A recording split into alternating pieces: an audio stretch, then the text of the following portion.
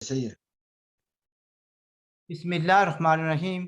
दोस्तों साथियों, डॉक्टर शब्बीर चौधरी की तरफ से आप सबको अस्सलाम वालेकुम, very good afternoon from England. जनाब, कल जो मैंने प्रोग्राम किया था सदाकत मुग़ल साहब के साथ, उसमें ये हुआ था कि उनके फ़ोन की बैटरी जो है ना वो डेड हो गई थी, जिसकी वजह से वो सवाल का जवाब नहीं दे सके थे। वो लोगों ने शायद ये तासर लिया कि सदाकत साहब सवाल को सही हैंडल नहीं कर सके या जवाब नहीं देना चाहते थे और उन्होंने बंद कर दिया। उन्होंने जानबूझकर बंद नहीं किया था। तो मैंने कल भी वज़ाहत की थी, आज दोबारा वज़ाहत कर रहा हूँ। और दूसरी बात ये है कि बातें करते हुए मैंने जो ना बात की थी कि डॉक्टर तौक़ीर गिलानी साहब की और राजा मुज़फ़्फ़र साहब और अल्ताफ़ क़ादरी साहब की। बेसिकली ये तीनों आदमी एक ही ग्रुप से तल्लुक़ रखते हैं, जे के खिलाफ़ की जो मौजूदा ग्रुपिंग है। और जो ये उसके अलावा जो इनके मुकाबले में या इनके मुखालिफ जो ग्रुप है वो सलीम हारून साहब का और रफ़ीक डार साहब का है। तो पर उनका भी जो है ना प्रोग्राम हुआ रावलाकोट में, और जो डॉक्टर तौक़ीर गिलानी साहब ने बहुत अच्छा शो किया है बुलंदरी में। तो इस इंट्रोडक्शन या वज़ाहत के बाद मैं आपसे ये कहना चाहता हूँ कि सदाकत मुग़ल साहब यहाँ पर तशरीफ़ रखते हैं और हम उनसे बातें करेंगे और जो कुछ सवाल आते हैं उनके जवाब भी देंगे। सदाकत मुग़ल साहब, welcome to the show. Thank you doctor साहब, बहुत शुक्रिया। डॉक्टर मुग़ल साहब, कल जब हम बात कर रहे थे तो उस वक़्त अमान खान साहब का जो सियासी किरदार है, लोग तो कहते हैं जी उनकी मुखालफत कर रहे हैं, नहीं, नहीं। बात ये होती है कि जो आदमी पब्लिक लाइफ़ में हो, उसका जो किरदार होता है पब्लिक में, उस पर बहस की जाती है, उसको एनालाइज़ किया जाता है, उस पर तनकीद भी की जाती है। तो उस वक़्त मैं ये कह रहा था, सवाल कर रहा था, आप उनको डिफेंड कर रहे थे, तो मैंने ये कहा था कि जब भी जे के खिलाफ टूटी है, उसमें अमान खान का अहम किरदार होता रहा है। कभी किसी बहाने से, कभी किसी के बहाने से, और कहते यही हैं कि मैंने तंज़ीम के आला मफ़ाद में जमात तोड़ी है, ठीक है? और फिर आप कई बार ये कहते होते थे कि कोई है जो पीछे से डोरियाँ ला रहा है या लगामें खींच रहा है। तो मैं आपसे ये पूछना चाहता हूँ कि वो कौन है जो लगामें खींच रहा है और बार-बार मामून खान जमात को क्यों तोड़ा करते थे? जी, बिस्मिल्लाहिर्रहमानिर्रहीम, तमाम देखने वालों की खिदमत में अस्सलाम वालेकुम। डॉक्टर साहब, आप अमानुल्लाह खान साहब के साथी थे। आपने तारीख़ की शुरुआत में आपने तारीख़ को सपोर्ट किया, जेकेएलएफ को सपोर्ट किया, अमानुल्लाह खान साहब को सपोर्ट किया। हम तो 92 में जेकेएलएफ में शामिल हुए। उस वक़्त तारीख़ यकीनन हमारे हाथ में नहीं थी जब मैं जेकेएलएफ में शामिल हुआ। और दूसरी बात ये कि हम तो बहुत बैक सफ़ों के लोग थे। अमान साहब पे मैं शक नहीं करता हूँ, इसलिए कि जिस बंदे ने अपनी सारी ज़िंदगी तारीख़ को दी, नज़रिए को दी, जदोजहद की, जेलें काटी। लेकिन इल्ला ये बात ज़रूर है कि नबी पाक सल्लल्लाहु अलैहि वसल्लम की महफ़िल में भी अब्दुल्ला बिन उबई जैसे लोग मौजूद होते थे। अब मेरा अपना ये मानना है, इसमें मैंने तारीखें भी लिखी हैं या कि एक हर अगर अग अगर जेकेएलएफ एक जब भी टूटी। अगर 1 मिनट के लिए रुकें। 2 बातें आपने की हैं कि 92 में जेकेएलएफ यानी तहरीक जो है ना जेकेएलएफ के हाथ में नहीं थी, एक बात। दूसरी, आपने कहा कि रसूल पाक सल्लल्लाहु अलैहि वसल्लम की महफ़िल में भी अब्दुल्ला बिन अबी जैसे मुनाफ़िक, उसको लोग मुनाफ़िक कहते हैं, जैसे लोग मौजूद थे। तो आप ये कहना चाहते हैं कि अमानुल्लाह खान के करीबी साथियों में भी मुनाफ़िक मौजूद थे, जिनकी जिनकी वफ़ादारियाँ अमानुल्लाह खान या जेकेएलएफ के साथ नहीं थी, किसी और जगह थी? देखिए नहीं, दुनिया की अगर हम हिस्ट्री को उठा के देखें, जब भी तारीखें नाकाम होती हैं, तो उसके अंदर गासिब बड़ी प्लानिंग से अपने बंदों को जो है वो डाल देते हैं, उनको हाई लेवल पे पहुँचाते हैं।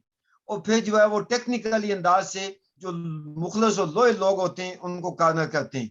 ये कुछ जेकेएलएफ के साथ होता है। मैं अगर अपनी मिसाल यहाँ पे आपको दूँ, मैं जेकेएलएफ से मुझे क्यों निकाला गया? मैं बैरून मुल्क था और ज़िंदगी में कम से कम मैंने अपनी ज़िंदगी की कमाई 50 लाख रुपया जेकेएलएफ को दिया होगा। और 50 लाख, अमानुल्लाह खान साहब ने 50 लाख बात कर रहे हैं आप?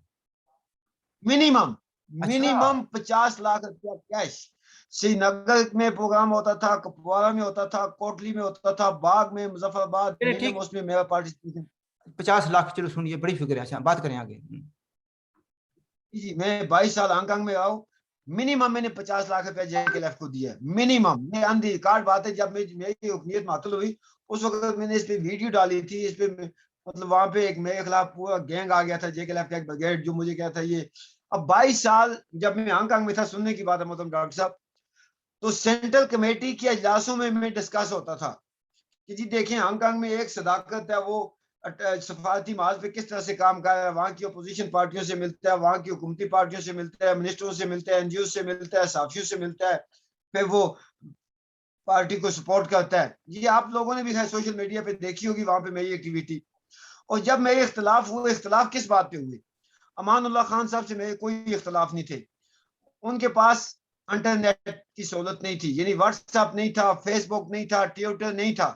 मेरे जो इख्तलाफ थे इस बात पे हुई, जब मैं जून का नायब सदर बना, आजाद कश्मीर गिलगित बल्तिस्तान जून का सीनियर नायब सदर बना, उसके कोई 2 हफ्ते या 3 हफ्ते के बाद सेंट्रल कमेटी की मीटिंग होती है जिसमें मैं भी शामिल था। और उस मीटिंग में इस्लामाबाद में था, तो मीटिंग के 3 दिन के बाद मैं न्यूज़पेपर देखता हूँ, न्यूज़पेपर में लिखा हुआ है कि नीला भाट में प्रोग्राम हुआ और क्या कहते हैं, सरदार अतीक साहब ने ये कहा, फलां ने ये कहा, फलां ने ये कहा, डॉक्टर तौकीर गिलानी ने ये कहा। पहले तो मैंने सोचा कोई मुस्लिम कॉन्फ्रेंस का शायद डॉक्टर तौकीर गिलानी होगा, क्योंकि नीला भाट हमारे लिए एक गाल की हैसियत रखता है। हमें सरदार कयूम साहब से कोई इख्तलाफ नहीं।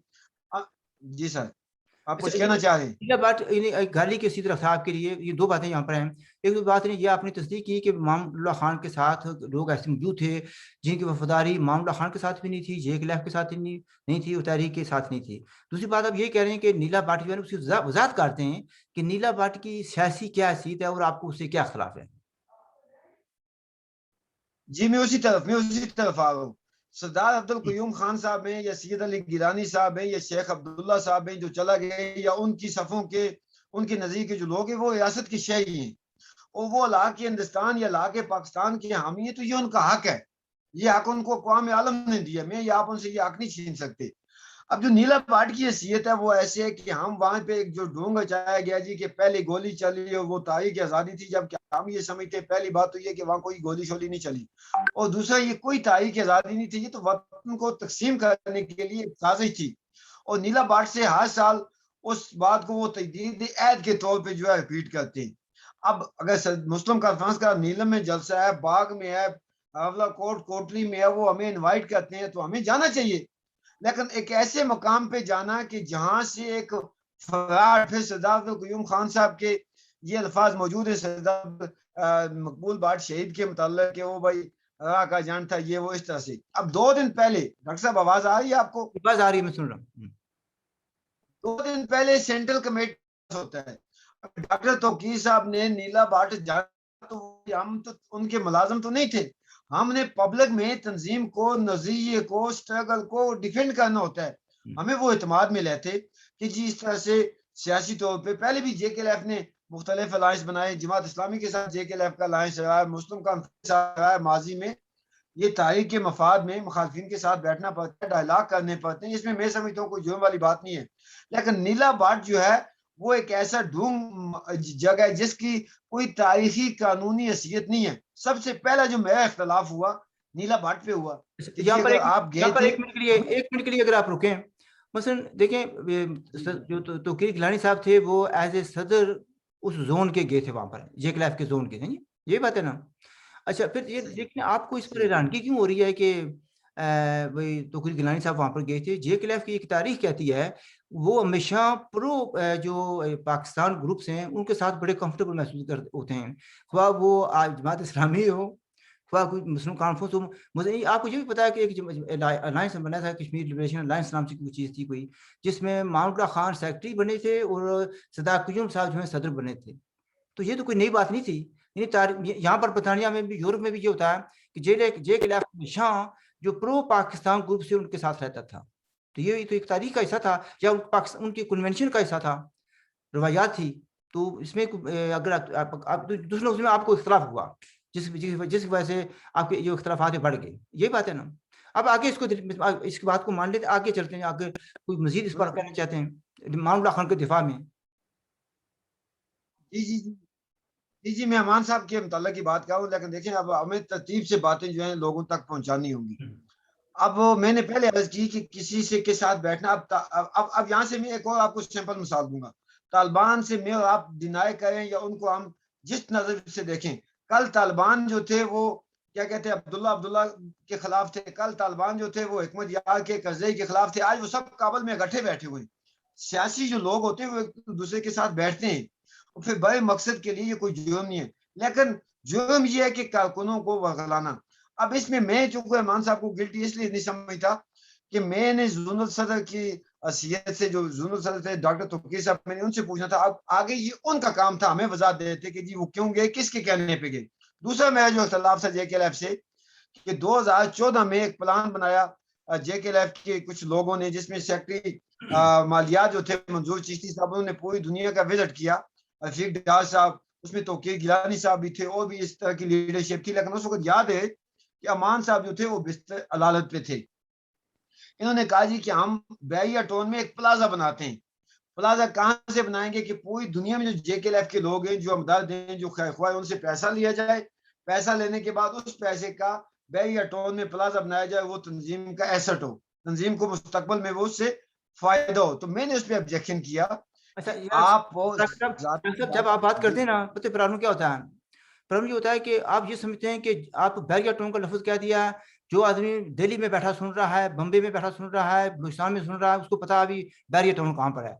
ये मुझे बताएं, मीरपुर में है, कोटली में है, अच्छा इस्लामाबाद में है, किस जगह पर है? एक बात।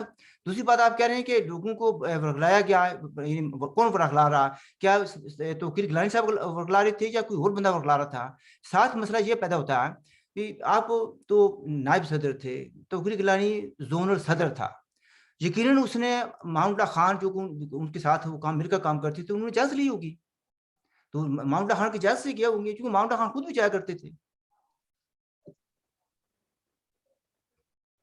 अच्छा देखें जी, बहुत सारे मामलात में जून जो हैं वो आज़ाद होते हैं, बहुत सारे। अभी आपको भी पता है, जून जो है, जून की कुछ अपनी पॉलिसियां भी वाक़िफ़ होती हैं, डिस्ट्रिक्ट की अपनी पॉलिसियां होती हैं, तहसील की अपनी पॉलिसियां होती हैं। आप फर्ज किया मैं नीलम में हूँ, मेरा एक साथी मीरपुर या भिम्बर में बैठा है, वहाँ के कोई मामलात देखने के लिए उसको वहाँ के मौजी हालात को भी देखना होगा।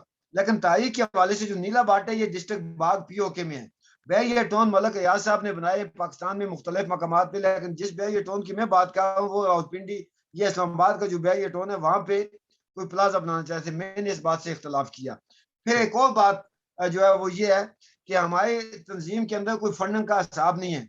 अब जिसने जिसको पैसे भेजे, अब ये नहीं पता कि वो काज पे लगे या नहीं लगे। उस वक्त जिस जेकेएलएफ की मैं बात करूं, मैं अपनी तंजीम की बात नहीं कर रहा, तो इन छोटी छोटी चीजों पे मेरे इख्तलाफ बाकी अब मौजूद थे। यार ये छोटी तो बात इस है, बात पे ये अमान साहब को गलत नहीं था। इस्लाक मुगल साहब, मेरी गुजारिश है, ये आपने बड़ी बात क्या क्या कहा जी, ये छोटी बात है भाई। अगर फंडिंग का हिसाब नहीं है, खुद हो रहा है या सही जगह पर लग नहीं रहा, तो ये तो बहुत बड़ी बात है ना।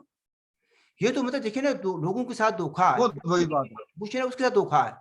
आप ये कह रहे हैं कि यहाँ पर कुछ सही हिसाब नहीं था। आपने ये भी कहा कि 50 लाख आपने दिया हुआ था, ठीक है जी, और बहुत से लोग हैं जो मैं नाम गिन सकता हूँ, लेकिन एक मिनिमम या मैं आप अकेले मिनिमम मैंने 50 लाख रुपया दिया, मिनिमम। जी। जी जी जी जी, अच्छा मैं मैंने जिंदगी की कमाई दी है। अच्छा बात, अच्छा आगे मैं नबी बात पाक चल सल्लल्लाहु अलैहि वसल्लम की हदीस। देखिए, क्यों अगर हम जे के खिलाफ अगर करेंगे तो पता नहीं कितने मुझे एपिसोड करने पड़ेंगे, ठीक है। मुझे सिर्फ जानना चाहता हूँ कि अभी जो जे के खिलाफ ने 2 प्रोग्राम हुए, एक पलंदरी में और एक रावलाकोट में, यानी दोनों ग्रुप्स ने अलग-अलग प्रोग्राम किए, एक ही दिन पर किए, ठीक है जी। वो ज़ाहिर है वो नहीं चाहते थे कि गैदरिंग हो। तो तौकीर गिलानी साहब का जो ग्रुप है, उन्होंने बड़ा एक अच्छा शो किया। आई मस्ट तो गिव पहले अमान साहब के हवाले से अगर मैं सवाल कंप्लीट कर लूं प्लीज, अच्छा कर रहे हैं। तो बहुत मेहरबानी। तो ये तमाम चीजें अब मुझे, मेरे ये छोटे छोटे जो इख्तलाफ थे इन लोगों से, बजाय कि ये मुझे इस चीज पे वेरीफाई करते, तो इन्होंने मेरी हुक्मियत मातल कर दी। और मातल करने के बाद अमान उल्लाह खान साहब को इन लोगों ने ये कहा, जिसमें रफीक डार साहब थे, तौकीर गिलानी साहब थे, मंजूर चिश्ती साहब थे, मुश्ताक पाशा साहब थे, यूके से आपके ख्वाजा कबीर साहब थे, असलम मिर्जा साहब थे। इस तरह की जो लॉबी थी कि जी सदाकत मुगल कश्मीरी जो है वो जेकेएलएफ को तोड़ना चाहता है। एक बंदा हांगकांग में बैठा हुआ है, वो तंजीम का लोयल है, तारीख का, नजरियात का, तो उसके खिलाफ एलिगेशन ये लगाए इस किस्म के कि जिनका हकायक से कोई तल्लक नहीं है। अब वो चूंकि अमान साहब के नजदीक थे, वो जिम्मेदार लोग थे, वो काफी वक्त से जेकेएलएफ के साथ थे। अमान साहब ने उनकी बातों पे इसलिए यकीन कर लिया कि मैं अमान साहब से दूर था, फासले में था। मैं इस बात पे मस्त था कि भाई मैं लॉयल हूँ, नजरिए से, काज से, तंजीम से मुझे तो कोई मसला नहीं है। तो अच्छा, इस किस्म के जो लोग होते हैं यहाँ पर बेसिकली वो अपना काम करते हैं। डॉक्टर साहब, मुझे यहाँ पे मुझे बोलने की इजाज़त दें और सवाल करने की इजाज़त दें। अगर आपने ये कह दिया कि जी माउंटा खान को इन लोगों ने घेरा हुआ था एक लिहाज से, ये माउंटा खान की हमेशा से कमज़ोरी रही है, और ये लियाकत, क़यादत ये की सलाहियत नहीं थी उनमें, ठीक है जी। वो बहुत अच्छे उनकी मुख्तलिफ़ चीज़ों में। उन्होंने हमेशा जो अपने करीबी साथी हैं, वो कान के बहुत कच्चे थे हमेशा। उस वक़्त जितने भी फैसले माज़ी में होते रहे ना, वो उनके जो करीबी रफ़क़ा थे, उनके ज़ेर असर वो करते रहे हैं। तो एक तो बात ये आ गई। दूसरी बात ये है कि आप कहते हैं कि उन्होंने फैसला किया और जमात तोड़ दी, और आप पर इल्ज़ाम लगा दिया कि आप जमात तोड़ना चाहते हैं। जब भी किसी को निकाला ना मामला खान ने, या जिस तरीके से भी उन्होंने निकाला, वो यही कहते हैं कि ये जमात तोड़ रहा था। उसकी माज़ी की जो कुर्बानियाँ वो भूल जाते हैं, या उसको ये कह दिया जाता है आईएसआई का एजेंट है, या कह दिया जाता है कह दिया जाता है कि वो रा का एजेंट था। जैसे कि यासीन मलिक साहब को उन्होंने कह दिया। एक बात ये आती है, आप नोट करें, जब 1996 में यासीन मलिक ने सीज फायर किया, माउंटा खान ने उसको कह दिया कि मैं इसको निकालता हूं और उसको जगह सदारत से मुअत्तल करता हूं, और शबीर सिद्दीकी साहब को उन्होंने बना दिया, ठीक है। और इल्जाम लगा दिया साथ ये कि ये रा का एजेंट है। कल तक वो माउंटा खान का ट्रस्टेड आदमी था और सदर था उस जोन का। तो ये कहना ये चाहते हैं कि माउंटा खान एक ऐसे आदमी को सदर बनाया हुआ था जो रा का, माउंटा खान के मुताबिक रा का एजेंट था। तो फिर यानी यासीन मलिक ने इनको माउंटा खान को नहीं निकाला था, उनकी रिवोल्यूशनरी कमांड काउंसिल थी जिन्होंने ये फैसला किया था। तो मतलब ये कहने का ये भी JK-LF की और माउंट खान की रवायत में है, जब निकालते हैं तो इल्जाम लगा कर निकालते हैं। तो इसलिए आपको हैरान नहीं होना चाहिए। मैं अब अगर बात जो उसको जवाब देंगे अभी जो रावला कोर्ट में हुआ। देखिए जी, मेरे पे अमानुल्लाह खान साहब ने कोई इल्जाम नहीं लगाया। मेरे पे उन लोगों ने इल्जाम लगाया जिनसे मेरे इख्तिलाफ थे और जिनके मुतल्लक में ये समझता था कि ये एंटी ऑर्गेनाइजेशन है, ये एंटी स्ट्रगल है, ये एंटी स्टेट है। और unfortunately they are holding position in the JK-LF। मेरे उनसे इख्तिलाफ थे, उन्होंने अपने रास्ते का पत्थर हटाना। आप जितने लफ्जों को ट्विस्ट कर लेना, मेरी बात सुने गौर से। यानी आप पर इल्जाम लगाए XYZ ने, जिन्हें लगाए, नाम लिया आपने, उन्होंने इल्जाम लगाए, मामला खान के कान भरे, ठीक। जब आपकी रुकनीत खत्म की गई तो सिग्नेचर किसके थे? मामला खान के। इसका मतलब यह हुआ कि जो उन्होंने इल्जाम लगाए वो तो सिख कर रहे हैं। आप यानी वैसे आप माउंटा खान के मरीद है, सियासी मरीद, आप उनको कुछ कहना नहीं चाहते तो वो आपकी मर्जी है, लेकिन जब वो साइन करते हैं वो उन इल्जामात की। एक और बात भी है, सब सुनिए प्लीज। जब इल्जाम लगाने पर इल्जाम लगाए, माउंटा खान ने सिग्नेचर करके आपको जमात से निकाल दिया, तो उन्हें इल्जामात की तौसीक होगी। आप ये कैसे माउंटा खान को बरी कर सकते हैं? आप बेहतर यह इसको छोड़ दें। लोग कहेंगे जी माउंटा खान बैशिंग हो रही है। मैं माउंटा खान बैशिंग नहीं कर रहा, मैं सिर्फ ये हकायक बयान कर रहा हूँ जो आप बयान कर रहे हैं उसकी रोशनी में। मैं ये जानना चाहता हूँ, ये जो अमानुल्लाह खान मेरे लिए, मेरे नजीर, मेरे सामने एक लॉयल थे, स्टेट के एक महबे वतन लीडर थे, और मैं उनको इसलिए आन करता हूँ कि मैंने उनमें 24 सालों में मैंने उनको ऐसे नहीं देखा कि वो अपनी जात के लिए, या उन्होंने जब भी सोचा वतन की, कौम की आजादी के लिए सोचा। बाकी कुछ लोगों से गलतियां हुई, पूरी जिंदगी लालपुर के घंटा घर की तरह क्यादत माउंटा खान के हाथ में रही है, ओहदा जो भी मर्जी हो उनके पास। तो आप ये भी कह रहे हैं कि 92 में जब आप जमात में शामिल हुए JK-LF में, तो JK-LF जो है वो उनके कंट्रोल में नहीं थी। किसके कंट्रोल में थी? ISI के कंट्रोल में थी।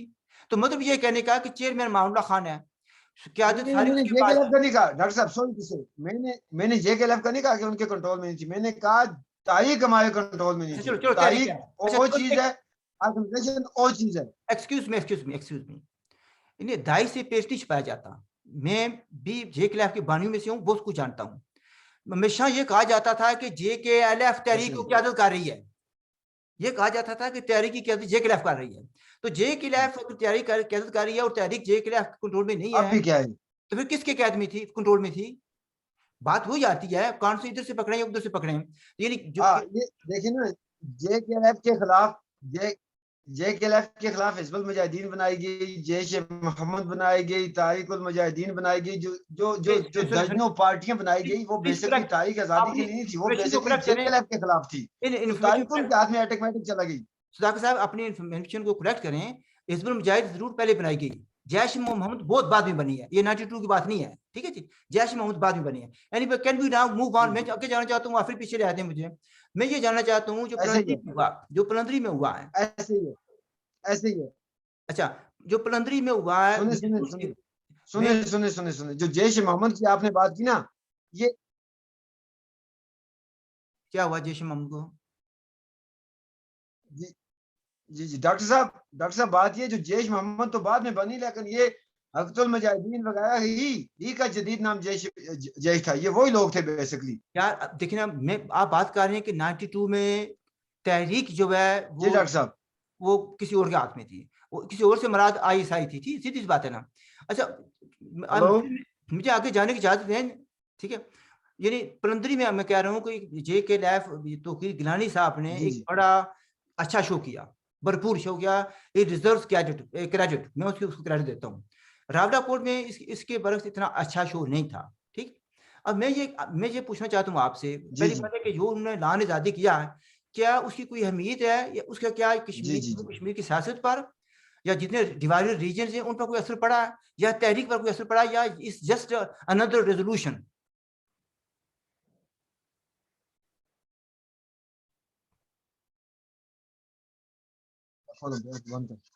जी वन का इम्तियाज।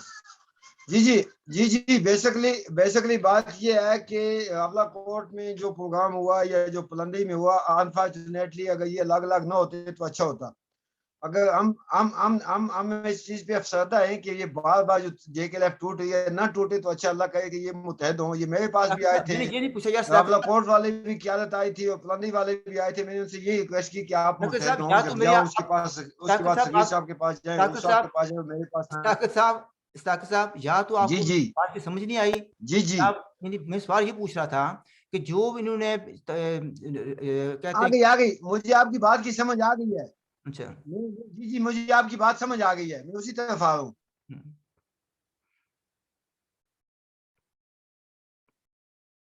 बात करें ना जी यार, है ना?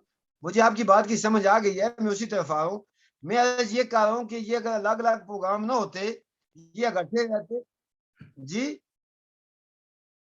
जी यार मैंने कितनी देर पहले ये सवाल किया इकट्ठे था। रहते तो बेहतर था। और दूसरी जो बात है, ये जो ऐलान आजादी हुआ, ये तो मैं भी अपने घर में बैठ के ऐलान आजादी कर सकता हूँ। ऐलान आजादी तब होगा जब रियासत से तमाम गैर मुल्की अफवाज निकलेंगी। तो इसकी कोई उम्मीद नहीं है आपके जी नजदीक? जी आपके नजदीक इस ऐलान जी आजादी, डॉक्टर साहब, आपके नजदीक इस ऐलान आजादी की कोई उम्मीद ये है बस कि एक देखे ना, ये जैसे ला के ये देखे ना, लोगों को मेरे ख्याल से तो इसकी कोई अहमियत नहीं है जी। ऐलान आजादी तो उस वक्त होगा जब जब तमाम ऑक्युपाई फोर्सेस जो है वो रियासत से आउट होंगे, उस वक्त हमारा ऐलान आजादी होगा। हाँ, ये एक आप इसको ये कह सकते हैं कि लोगों को मोबिलाइजेशन करने के लिए, लोगों को एक जज्बा देने के लिए, या बेवकूफ बनाने के लिए, या तारीख के साथ जोड़ने के लिए एक जो है वो उनका एक पॉलिटिकल जो है वो गेम हो सकती है। लेकिन ये अच्छा है, फिर भी अच्छा है। लेकिन इसका आजादी से क्या ताल्लुक? ऑक्युपाई फोर्सेस आपके मौजूद हैं नजदीक पॉलिटिकल और गेम? कत्लेआम जारी है, लोगों के साथ जो जुल्म सितम नाइंसाफी है वो मौजूद है। अच्छा, आपके नजदीक ये पॉलिटिकल गेम है या पॉलिटिकल स्टंट कह सकते हैं, लेकिन आप कहते हैं स्टिल अच्छा है, यानी पॉलिटिकल ये गेम। पॉलिटिकल गेम है जी इसको आप पॉलिटिकल गेम कह सकते हैं, चलिए नमस कौन पॉलिटिकल कह गेम सकते हैं। कर, आपके नजदीक पॉलिटिकल गेम करना अच्छा है? आप कहते हैं ये अच्छा है?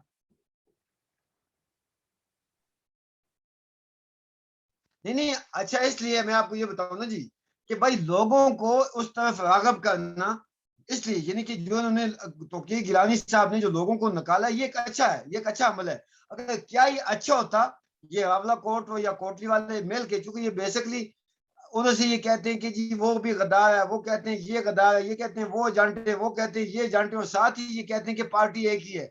देखिए ना, ये पॉलिटिकल स्टंट नहीं है तो क्या है? साथ ये कहते हैं पार्टी एक है, ये कहते हैं वो जानते हैं, वो कहते हैं ये जानते हैं। हम ये कहते हैं, हम अफसरदा जो मैं जो दुखी हूँ कि ये ना टूटती JK-LF तो अच्छा था। हम तो ये कहते हैं सारी JK-LF मुतहद हो, मुतहद होने के बाद सिंसियरली ये जो है जदोजहद का आगाज करें। तो अब ये जो है कि उन्होंने ये पॉलिटिकल स्टंट छोड़ा है कि ऐलान आजादी, कहाँ पे आजादी है? ये मैं नीलम में बैठा हूँ, ऑक्युपाई फोर्सेस यहाँ बैठी है, मेरे 1.5 किलोमीटर फासले पे इंडियन ऑक्युपाई फोर्सेस बैठी हुई है, पूरी रियासत जो है उनके उसमें है, जुर्मट में है। अभी वो गिलगित बल्तिस्तान को अलग करने वाले, तो कौन सी आजादी है? कहाँ पे आजादी है जी? चलिए ठीक। आपको अच्छा मुझे ये बताएं कि ये अभी तो जी जी आप ये कह रहे हैं कि ये दोनों ग्रुप एक दूसरे को एजेंट कह रहे हैं, ठीक है? JK-LF के दोनों ग्रुप एक दूसरे को एजेंट कह रहे हैं। ये लिबरेशन फ्रंट की रवायत में से है या लिबरेशन फ्रंट की सुन्नत में है, वो उसी तरह कहते हैं। अच्छा, अब आगे बात ये आती है कि यानी कुछ अर्सा पहले तक तो वो आपको, अगर मायना करें तो मैं कहूँगा कि आपको घास नहीं डाला करते थे, आपसे बात नहीं किया करते थे। अब मुझे बताएं कि जब से इनकी स्प्लिट हुई है, आपस में तकसीम हुआ है जो ग्रुप JK-LF का, तो क्या आप जी जी जी आपके साथ राब्ते में हैं? जी जी देखें जी, घास डालना तो दूर की बात है। मुझ जो लोगों ने ना तो वो मुझे इंडियन एजेंट कह सकते थे ना पाकिस्तानी एजेंट, इसलिए कि मैं दोनों को घास से वो दोनों को एक जैसा समझता हूँ। 22 साल में हांगकांग में रहा, तो वो मैंने अभी अर्ज की कि सेंट्रल कमेटी में मेरी मिसालें देते थे जब मैं तंजीम में उनके साथ था, कि वो देखें जी ताकत मुगल कश्मीर अकेला बंदा है, वो वहां की पॉलिटिकल जो फोर्सेस हैं हांगकांग में, उनसे भी राब्ते में है, वो वहाँ की अपोजिशन से, हुकूमत से, ये ह्यूमन सुन राइट से, मीडिया से जब इख्तलाफ हुए, मेरी उकनीत मातूल की गई, तो मेरे खिलाफ सुन ले, मेरे खिलाफ सोशल मीडिया पे ब्रिगेड के ब्रिगेड लॉन्च किए गए। मुझे यहाँ तक थ्रेट दिए गए कि जब तुम वतन आओगे तो तुमसे निपट लेंगे। जब मैं वतन आया, वतन में आने के बाद मैंने एक्टिविटी का आगाज किया, तो ये अल्लाह की अजमत है। मेरी नजरिए से वतन से मोहब्बत और कमिटमेंट है कि जो रफीक डार साहब का इस वक्त अबूई सरबराह है, जो उनका ख्वाजा सैफुद्दीन साहब, उनकी क़यादत में एक वफद मेरे पास यहाँ नीलम में मेरे घर बख्तुल्लाह मंजिल में आया कि जी खुदा के लिए वापस आए। और तो गिलानी साहब के साथी मेरे पास आए जी कि खुदा के लिए वापस आए। ये देखे ना, अब ये क्या, कल जिस बंदे को आपने निकाल दिया साजिश के तहत, ना सिर्फ निकाला बल्कि उसकी सोशल मीडिया पे आपने एक तजलील का जो है वो किया, और आज आप, मैं तो अगर ये कह दूं सोई तुझसे कि थूक के चाटे, उधर से कहते हैं कि अमानुल्लाह खान हमारे सुप्रीम हेड हैं, अमानुल्लाह खान की बात के अलावा हम दूसरी बात कोई नहीं करेंगे। मान लिया कि मुझे अमान साहब ने निकाल दिया, अगर अमान साहब आपका लीडर है तो फिर मुझे क्यों कहते हो कि भाई वापस आओ? ये आए मेरे पास राब्ते में, फोन करते हैं, रिक्वेस्ट करते हैं, मुझे तो बल्कि यहाँ तक कहा गया ख्वाजा सैफुद्दीन साहब के ग्रुप की तरफ से कि जी आपको जून का ओहदा देते हैं, जून का सदर बनाते हैं, वाइस चेयरमैन बनाते हैं। मैं कोई ब्लंडर नहीं कर रहा, तो मैं चूंकि मैं ये समझता हूँ, आवाज आ रही है शबीर साहब आपको? मेरी बात आ रही है। अच्छा, मैं सिर्फ ये कहूँ, आप ये कहना मैं चाहते ये हैं? समझता हूँ कि मैं एक ऐसी तारीख बपा करने वाला हूँ, करना चाहता हूँ अल्लाह की मदद से, अल्लाह की मदद से, रियासती लोगों के तावन से, कि जो हर गासिब को एक जैसा समझे और जो रियासत की मुकम्मल आजादी के लिए किसी का पट्टा गले में ना डाले। अगर अल्लाह ने मदद की, लोगों ने साथ दिया, तो तारीख बन जाएगी। नहीं दिया लोगों ने साथ, तो मेरी जो जाती कैपेसिटी है उसके मुताबिक मैं जदोजहद करता रहूंगा, और बाकी इन लोगों के साथ मैं नहीं जाऊंगा। इसलिए ये आपस में एक दूसरे को एजेंट क्या है, पहले ये तो ये वेरीफाई कर ले कि ये इनमें से कौन एजेंट है, कौन एजेंट नहीं है, वरना पब्लिक गैदरिंग में इस तरह ये एक दूसरे को जो क्या है, तो फिर हम इनके साथ क्यों जाएं जी, हम पागल हैं। अच्छा, आपने ये मैं समझता हूँ बड़ी बात कह दी है जी कि जी ये आपके पास आने के पहले ये आपकी मुखाफत किया करते थे, धमकियाँ भी दिया करते थे, जी डॉक्टर साहब। आप पर इल्ज़ामात भी लगाया करते थे, लेकिन अभी जब उनको ज़रूरत पड़ी, आपने अपना पॉलिटिकल स्पेस बना लिया, तो ये आपके पास आए और आपको ये भी ऑफ़र की गई कि आपको ज़ोनल सदर बना देंगे। ये तो बहुत बड़ी बात कह दी है उन्होंने आपको, और आपने उसको इनकार कर दिया है। यही बात है ना? तो आप, ये मेरे पास वीडियो मौजूद है, देखिए मेरे ख्वाजा सैफुद्दीन साहब अपने वफद के साथ आए 26, जी जी, ख्वाजा सैफुद्दीन साहब अपने वफद के साथ 18 जुलाई को मेरे पास आए, और उसके बाद दूसरे दोस्त आए। ये मुझे जामी में जाता हूँ, पिंडी में मुख्तलिफ मरतबा। मैं तो ये कहता हूँ कि कल कल आप कहते हैं अमानुल्लाह खान हमारा लीडर है, अब मान लेते हैं कि अमान साहब ने मुझे निकाला हुआ है, तो आप अमान साहब के फैसले को किस तरह वीटो कर रहे हो? ये दूसरे लफ्जों में, अपने लीडर के फैसले को जिन्होंने ताकत मुगल कश्मीरी की हुकूमत याद मातल की हुई है, तुम ये कहते हुए नहीं थकते हो और फिर उसी के पास जाते हो। ये हेलो, हेलो। नाज़रीन, गुफ्तगू जो है ना फिर नामुकम्मल रह गई है। लगता है कि सदाकत साहब के टेलीफ़ोन की बैटरी फिर शायद फ़ेल हो गई है या कोई और मसला बन गया है, तो ये बात रास्ते में रह गई है। मैं उम्मीद करता हूँ कि उनसे दोबारा मुलाकात करेंगे, टाइम लेंगे उनसे। असल में जिस जगह वो रहते हैं वहाँ पर निज़ाम इतना अच्छा नहीं है। तो आई होप कि यू लाइक द प्रोग्राम, इसलिए कि बहुत सी बातें हैं तल्ख़ थी। कुछ लोग कहेंगे कि किसी की बैशिंग हो रही है, खुदा शाहिद है कि मेरा मकसद बैशिंग करना नहीं है। सिर्फ़ और सिर्फ़ मैं ये चाहता हूँ कि people need to know the facts. ये हमेशा होता रहा है, जब भी किसी को निकाला जाता है जब उनके पास किसी बात का जवाब नहीं रहता, सवालों के जवाब नहीं होते, फिर वो जब समझते हैं कि अब उनके लिए परेशानी होती आ रही है, उसको निकाल कर कहते हैं जी ये साजिश कर रहा था तंज़ीम के खिलाफ। हर आदमी को निकालने के बाद यही कहते हैं कि ये साजिश कर रहा था, ये फलाँ का एजेंट था। तो ये इन्हें एक ऐसे ट्रेडिशन ऑफ जेकेएलएफ तोड़ते भी हैं जमातों को, एक-दूसरे को गद्दार भी कहते हैं, फिर जब ज़रूरत पड़ती है मिल भी जाते हैं, जब ऊपर से हुक्म आता है, फिर मिल भी जाते हैं। फिर कोई नहीं सोचते भी रा का एजेंट कौन-सा था और आईएसआई का एजेंट कौन-सा था, बैठ जाते हैं। तो इस हद तक तो वो करते हैं। देयर इज़ नो लिमिट, किसी भी जगह पे जा सकते हैं। जैसे कहा था ना उन्होंने कि स्काई इज़ द लिमिट, इनके भी स्काई इज़ द लिमिट, वही सारी चीज़ें कर लेते हैं। I leave it at that. और अगर आपको प्रोग्राम पसंद आया हो तो प्लीज़ डू सब्सक्राइब। अगर सवाल हैं तो प्लीज़ डू आस्क। मैंने अभी सवाल रखे थे, मैं उस तरफ जा रहा था, लेकिन सदाकत मुग़ल साहब तारीख में जाना चाहते हैं, उनको रोकना पड़ता है बार-बार, लेकिन सवाल मुझे भी करने पड़ते हैं। तो anyway I leave here that. हमारी तरफ से खुदा हाफ़िज़, लुक आफ्टर योरसेल्फ।